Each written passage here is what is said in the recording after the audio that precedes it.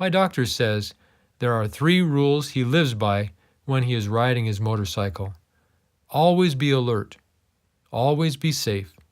Always wear protection, like a helmet, gloves, tough shoes, and jacket. Always make yourself visible, easy to see. Always have fun. My doctor doesn't know it, but I counted, and this is more than 3 rules. Why motorcycles? It's a passion. It's an obsession.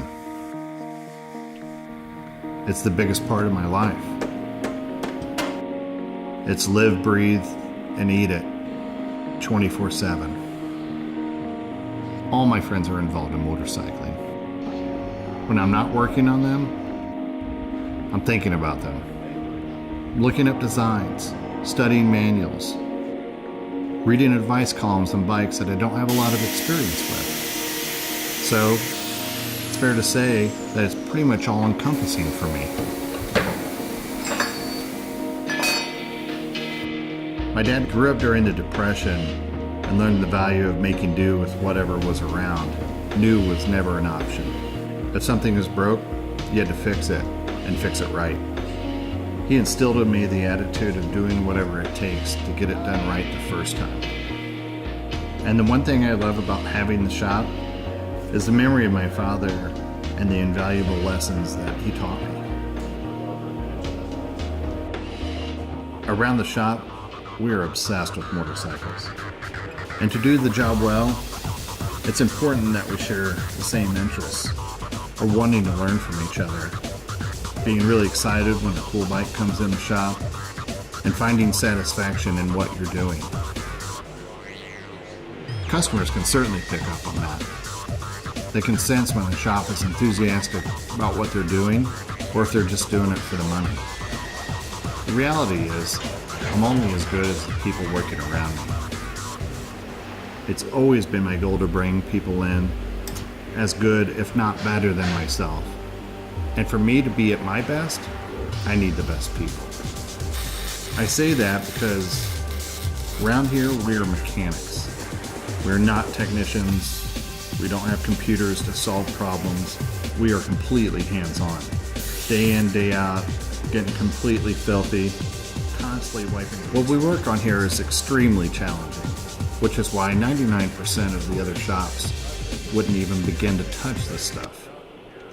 We take a lot of pride in that, in the way we dig in the machines to really get to know them, develop a relationship with them, which only makes us better. It is incredibly satisfying to take something that hasn't run for 20 years and turn it around and watch it go out the door under its own power, running perfectly. That's just awesome. Don't get me wrong, I love modern bikes, but the fact is, in the early 80s, the Japanese started engineering the soul out of them, and since then, practically all the companies have followed suit. What is different about vintage bikes, and what I love about them, is that everyone has its own character, its own personality, its own attitude. And even if it's the same model, you don't get that with modern bikes.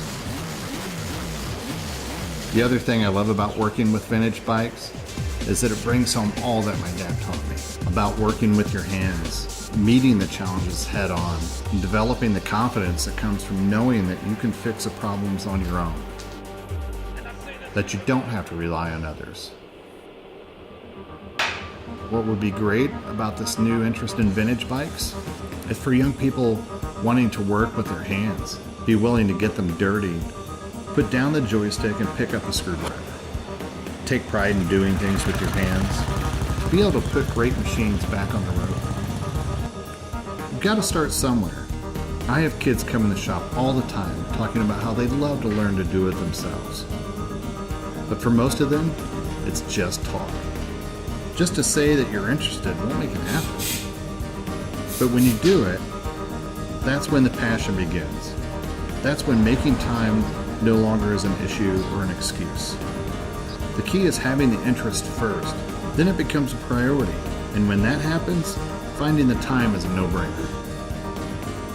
To be more self-reliant and to have the confidence to do so. I certainly hope that's the result. For me, I would love to see that happen.